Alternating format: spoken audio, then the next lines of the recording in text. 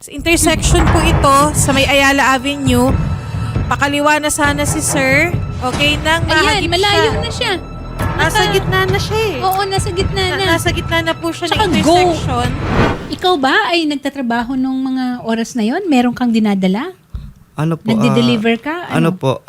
May pasero po ako nun. ma'am. May pasahero ka! Sus, kumusta yung pasahero? Okay naman po siya. Sandali, ikaw muna ang kukumustahin ko. Ayun po, may mga galos po dito sa may paa. Okay. Tapos sa may bandang likuran po ng ano ko. Buti na lang mabagal ka rin. Opo. Hindi ka ganun ka, pero go ka na ha? Opo. O kasi, hindi ka aabot ng ganun ka, nasa gitna ka na eh.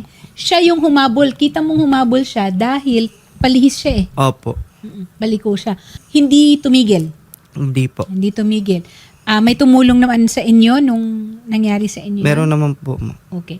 Ang initial natin na scanning nito, Shari, sa sasakyan na ABG 9606, Opo. isang white Toyota Fortuner, ito ay nakarehistro sa pangalan ng Manila Toll Expressway System. Nako. Hindi yan gobyerno ha, private yan. Pero hindi rin natin sure kasi baka nailipat na yan, baka nabenta, hindi lang napalitan. Alam mo na, the usual. But still, alam naman natin na kung sino, kung kanino nakarehistro, yun ang magkakaroon ng liability. Police Staff Sergeant Christian Kimbo. Sir, meron po ba tayong mga updates? Bali po ma'am, nung nakuha ko agad yung verification namin sa LTO ma'am, pinadala ko po siya ng summon last week. Okay. Hinihintay ko na lang po sila mag-feedback sa office namin. Kanino po naka-address yung dun sa Manila Toll Expressway System? Yes po ma'am. Okay. Kasi wala pa silang, hindi pa po sila bumabalik sa inyo, wala pa pong tumatawag. Hanggang ngayon po ma'am, wala pa po ma'am. Okay. Kasi sinusubukan rin natin na ang staff natin is also checking with the Manila Toll Expressway System kung talaga bang sa kanila. Pinuntahan niyo po ba mismo yung yung opisina nitong Manila Toll Expressway System? Hindi pa po ma'am. Okay, Nagpadala lang po ako ng summon letter ma'am. Okay, kasi baka hindi po tayo pansinin masyado. Busy po sila nagbabantay sa mahabang kalsada. Sir, Sergeant Christian, baka mas maganda po kung puntahan na natin itong para Yes they po ma'am will... po. Oo. Kasi Bukas pag ganito, po, lalo na bukas kung kunwari, in-address lang natin sa malaking tao na wala namang kinalaman doon, di ba? General Manager ng Move It, si Sir Wayne Jacinto. Sir, ito po bang ating mga Move It riders? Meron po ba ito silang insurance man lang o ano po ba ang mayaambag natin? Ilang araw rin na hindi nakapagtrabaho itong si Joseph. Initially po meron pong insurance yan. Okay. So nakita po namin na na-endorse naman po siya sa Coco Life, no? Oo.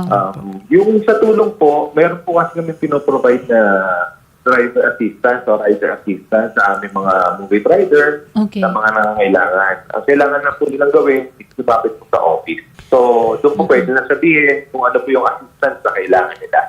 Kung ito po ba ay medical, financial, o kung ano man po. So kahit po doon sa medical, yung sa ano ba nila, insurance, medical insurance rin po ba yun para sa kanyang, yung na-emergency room ito siya eh? Opo, meron po tayong medical. So, kompleto naman po tayo sa insurance. Siyempre, Okay. medical, pero din po tayong mga life insurance. Hindi naman po siguro ito 400 pesos lang matatanggap siya rin. Katulad nung kay sir. Hindi naman po. Hindi ano? Oo. Okay. Magandang... Hindi po. Ang Move It attorney, opo, sila Sir Wayne, Yes. grabe talaga ang Maganda ang kanilang Yes. benefits, ang package nila, maganda ang trato nila sa kanilang mga tauhan. No? Maraming salamat Sir Wayne ha? At hindi kayo nakakalimot kasi alam naman natin na ang buhay ng isang negosyo ay ang mga tao rin. Yes. Diba? subok na yan, attorney, Oo, si Sir tsaka Wayne. nakangiti si Joseph eh. Thank you po. Oo, nakangiti si... Yung passenger po, Sir Wayne. Oo. Opo. Yung passenger po, ganun din po, no? Yung team po natin ngayon, actually, pinagbuka ngayon.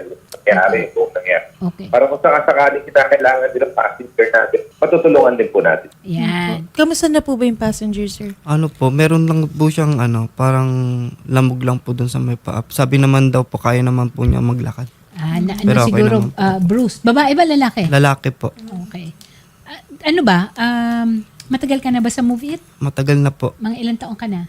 2 years mahigit 2 po. years na. At ang oras mo, wala kang pinipiling oras? Wala naman po.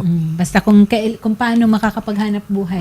Assistant Secretary Marcos Lacanilaw, Chief ng Land Transportation Officer. Ito na naman po Opo. tayo, isang Move It rider ay na-hit Opo. and run po.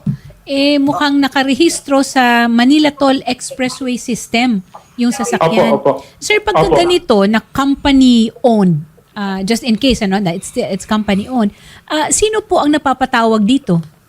Ma'am, sila kasi yung registered owner po sila.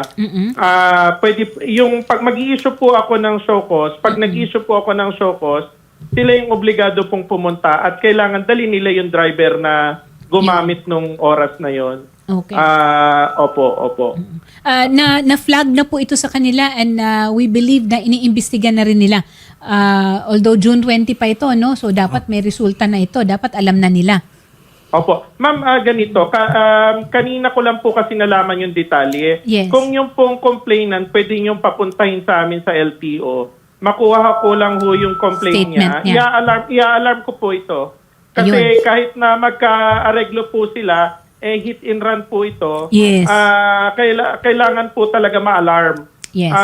Kailangan po nilang humarap, iharap po nila yung kanilang driver para mapanagutan yung pananagutan niya dun sa naperwisyong tao. Yun. Agad-agad, sir. Ayan, ito na. Opo, Palili opo. pa rin na namin si Joseph. Joseph. Opo, makuha lang po namin ngayon. Within the day po, tapos po yung alarm yan. I-alarm po namin yung sasakyan, ma'am. Kasi hit and run, hindi niya pwedeng Gamitin. ibenta yan, hindi niya pwedeng Okay. gamitin. Kasi oras po na ginamit uli nila yan, tapos hindi nila binabaliwala nila yung show cost namin, baka ma-impound po yan. Ayun. Opo. Yan, okay. Kaya ang pinaka-solusyon mo dyan, sa totoo lang, dapat yung biktima kinausap nila inayos naman Hindi nila. nga, Yun naman sir, ang eh. Hindi nga po. Opo. Tinakbuhan talaga. Tinakbuhan. May ano pa, may Opo. pasahero pa. Opo. Yun naman pong driver niyan, ma'am, na nag-drive na hit and run. Basta hit and run, ma'am, no negotiations na yan. Dapat dyan, tanggalan na ng lisensya. Yes. Tanggalan ng lisensya talaga, no? Opo. Ngayon natin masusubukan ang Manila Toll Expressway System Inc. No? Napakalaking kumpanya nito. Ang dami nitong fleet of mahirap rin siguro hanapin. Ano, Opo. kanino ba naka-assign yan? But definitely, June 20 pa ito nangyari na i-report na si Staff Sergeant Christian Kimbo nakapagpadala ng sulat. And nung nakausap natin ang Manila Toll Expressway, ano naman sila? Very cooperative. At as a matter of fact, iniimbestigahan na nila. But, Opo, kung mag-issue po kami ngayon, ma'am, by next week may hearing po yan, idalin lang nila yung registered driver. Okay. Yung kung kanino yung naka- registered kung sino po yung nagmaneho. Okay. Kasi para po mapanagot po siya. Kahit po magka-areglo sila, ma'am, gawa ng hit and run, kailangan pa rin niya managot. yes. At sana, yung totoong driver talaga. Kasi alas 2 ng madaling araw ito eh. Yun na nga po. Baka Opo. mamaya Tama kung po sino kayo. ang gumamit. Tapos, I'm sure siguro hindi po alam ito ng pinaka-head po. Opo, Eh, opo. oo, sila driver naman talaga yung yan. kumpanya naman noon. ang laki sa laki ng kumpanya. Opo. But still, it behooves the point that kung kanino nakarehistro kasi, yun ang talagang may responsibilidad and may call to action naman rin eh. Tama po kayo. Meron Opo. namang ano. Opo. Joseph, anong gusto mo pang itanong dito sa mga ating mga nasa ngayon, studio ngayon na ano? Ano po, dapat po talaga managot yung gumawa nun. Kasi kung sa iba po yung nangyari yon, baka, kasi ngayon buhay pa po ako eh. Ay oo, at Opo. mahaba pa ang buhay mo, wag ka Opo. magalala. Kaya, ayun po. Kaya kailangan managot po yung gumawa po niyan. Ito ba ang una mong aksidente? Opo, first time po. Okay, katakin lang natin. Una at huli yan, ha? Opo.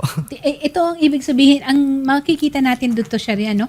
Kahit gaano ka kaingat, no? Opo. Nasa lugar ka, nasa linya ka, ikaw ang may karapatan na magpaandar ng sasakyan mo.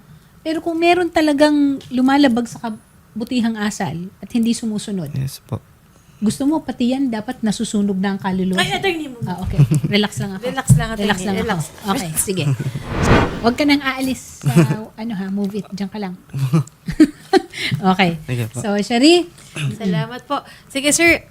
Maraming salamat, sir. At kakausapin po namin kayo sa kabilang studio, sir. Salamat po. Magandang hapon po.